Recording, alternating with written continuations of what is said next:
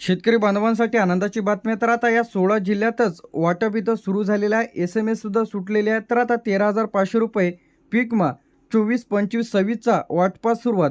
सर्व शेतकरी बांधवांसाठी आज एक मोठी आनंदाची बातमी आहे. तर आता 24-25-26चा जर तुम्हाला पीक विमा आलेला नसेल तर हा व्हिडिओ तुम्ही शेवटपर्यंत बघा. तक्रार कशा पद्धतीने इथं करायचं आहे, अर्जाचा नमुना, संपूर्ण माहिती पाहणार आहे. अनेक शेतकरी बांधवांच्या खात्यामध्ये 13,500 रुपये इथं पाठवलेले आहे. म्हणजे खात्यामध्ये इथं वाटप सुरू झालेलं आहे, जे की या 16 जिल्ह्यांमध्ये कोणाला मिळणार आहे. पैसे येत नाहीत. पैसे लवकर येण्यासाठी काय काय तुम्हाला इथं करायचं आहे. सरासरी आता जे काही पीक विमा आहे 8,000 ते 13,500 रुपये याप्रमाणे पिकानुसार इथं बदलू शकते.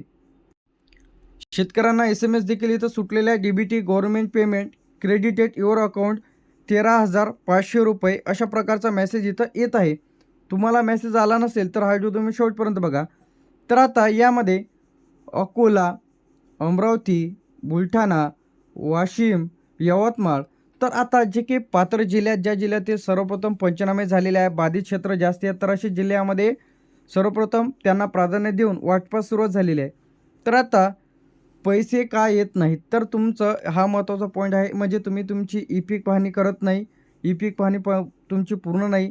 बँक खाते आधारशी लिंक नाही. विमा अर्जात तुमची चूक आढळलेली आहे. डॉक्युमेंट्स व्यवस्थित अपलोड केलेलं नसेल किंवा तुमची काही त्रुटी आलेली असेल. पिकाची नोंद चुकीची दिलेली असेल. जमिनीवर म्हणजे सातबाऱ्यावर तुमचं नाव वगैरे नाही. त्याचप्रमाणे ई-पीक पाहणी जर न केलेल्या शेतकरी बांधवांना पैसे इथं येणार नाहीत. तर आता पैसे मिळवण्यासाठी तुम्हाला काय काय करायचं आहे. सर्वप्रथम ई-पीक पाहणी तुम्हाला पूर्ण करायची आहे. बँक खाते आधारशी लिंक नसेल तर लिंक करून घ्या. अर्ज तपासा. तुम्ही जिथं फॉर्म भरलेला आहे CSC सेंटरवरती जाऊन पेंडिंगमध्ये आहे की अनपेडमध्ये आलेला आहे किंवा तुमचा रिजेक्टमध्ये गेलेला आहे, हे तुम्हाला चौकशी करून घ्यायचं आहे. तलाठी किंवा पीक विमा प्रतिनिधी किंवा तुम्हाला हेल्पलाईन नंबर देतो 14447. तर या हेल्पलाईन नंबरला कॉल करून सुद्धा तुम्ही पीक विम्याच्या फॉर्मबद्दल संपूर्ण माहिती घेऊ शकता. यानंतर पैसे किती दिवसात पैसे इथं येतील. तर आता जे की टप्प्याटप्प्याने पैसे इथं वाटप होत आहे. असं नाही की सर्व जिल्ह्यात पैसे एकाच वेळी येतील. तर इथं 7 ते 15 दिवसाचा कालावधी इथं लागू शकतो. तर आता या जिल्ह्यांमध्ये 16 जे काही जिल्हे आपण बघितले आहे. तर आता जे काही आपण तुम्ही थंबनेलवरती सुद्धा बघितले असाल की 16 जिल्ह्यांमध्ये वाटपास सुरुवात होणार आहे. म्हणजे सुरुवात देखील झालेली आहे. यामध्ये सर्वप्रथम येते आपलं अकोला, अमरावती, बुलढाणा, वाशिम, यवतमाळ, नागपूर, वर्धा, चंद्रपूर, गडचिरोली, नांदेड, तर अशा जिल्ह्यांच्यामध्ये समावेश आहे. नांदेडपर्यंत बघितल्याच्या नंतर हे 16 जिल्हे आहे टोटल. परभणी, हिंगोली, लातूर, बीड, धाराशिव, जालना, तर या 16 जिल्ह्यांमध्ये वाटपास सुरुवात झालेली आहे. काय झालेली आहे? वाटपास सुरुवात झालेली आहे. तर आता राहिलेले जे काही जिल्हे आहेत ते सुद्धा आपण इथं पाहणार आहे. तर आता या पेंडिंग जिल्ह्यांमध्ये 7 ते 15 दिवसांमध्ये इथं येऊ शकते. तर आता यामध्ये पालघर, रायगड, रत्नागिरी, सिंधुदुर्ग, पुणे, सातारा, सांगली, कोल्हापूर, सोलापूर, अहमदनगर, नाशिक, धुळे, नंदुरबार, जळगाव, छत्रपती संभाजीनगर, तर आता हे जे काही जिल्हे आहेत तर या जिल्ह्यांमध्ये एकाच वेळी पैसे तर येणार नाही. ज्या जिल्ह्यांमधील पंचनामे कंप्लीट झालेले आहेत तर अशा जिल्ह्यांमध्ये येत आहे. तर आता बरेच शेतकरी बांधवांचे प्रश्न असतील, तर या जिल्ह्यांमध्ये पैसे का थांबले.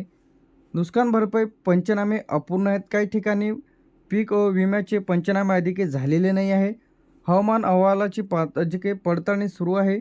पीक विमा कंपनी पडताळणी, जी काही शेतकऱ्यांच्या अर्जाची तपासणी, डुप्लिकेट किंवा चुकीची जी काही अर्जाची इथं छाननी इथं सुरू आहे, त्यामुळे लेट होत आहे. ई-पीक पाहणी केलेली नाही. बरेच शेतकरी बांधवांनी पीक विमा फॉर्म भरलेला आहे परंतु ई-पीक पाहणी केलेली नाही आहे. अनेक शेतकरी ई-पीक पाहणीमुळे वंचित आहे. तर तुम्ही पिकाची नोंद केलेली नसेल तर लगेच नोंद करा. बँक खाते व आधारशी लिंक, तर आता ज्या कोणा शेतकरी बांधवांचं बँक खाते आधारशी लिंक नाही अशांचे पैसेसुद्धा ते थांबलेले आहेत. तर तक्रार कशी करायची आहे, तर तुम्ही कृषी सहाय्यक, कृषी अधिकारी किंवा CSC सेंटर किंवा तुम्हाला हा जो हेल्पलाईन नंबर दिलेला आहे 14447, तर या हेल्पलाईन नंबरला कॉल करून सुद्धा तुम्ही तुमची तक्रार करू शकता. यानंतर पीक विमा प्रतिनिधी, पीक विमा सेंटर, आता हे जे आहे पीक विमा जिथं तुम्ही फॉर्म भरलेला आहे तिथं न जाता तुम्हाला तुमच्या तालुक्याच्या ठिकाणी व जिल्ह्याच्या ठिकाणी पीक विमा सेंटर बघायला मिळेल. तिथं तुम्हाला आधार कार्ड, 7/12/8 जे की फॉर्म भरलेला, पीक विम्याची पावती, बँकेचं पासबुक इत्यादी डॉक्युमेंट्स तुम्हाला तिथं ऑफलाईन नेऊन द्यायचे आहे.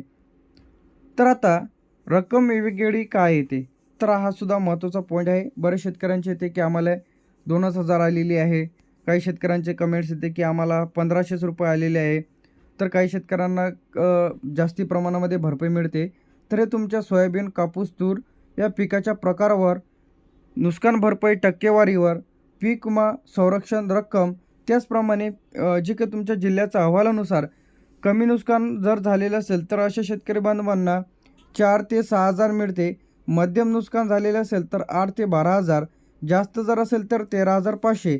तर यासाठी कागदपत्र तुम्हाला तयार ठेवायचे. यामध्ये आधार कार्ड, 7/12/8, बँकेचं पासबुक, जे की पीक विमा फॉर्म भरलेल्याची पावती, हे तुमच्या जे की तालुक्या व जिल्ह्याच्या ठिकाणी जिथं पीक विमाचं ऑफिस आहे तिथं तुम्हाला नेऊन डॉक्युमेंट्स द्यायचे आहे. आता पुढील टप्प्यांमध्ये ज्यांनी ई-पीक पाहणी केलेली आहे, आधारशी लिंक आहे, बँक खाते सक्रिय आहे, योग्य पिकाची नोंद केलेली आहे, तर अशा शेतकरी बांधवांना काही जिल्ह्यांमध्ये 17,500 रुपये इथं येत आहे, काही जिल्ह्यांमध्ये 13,500 रुपये.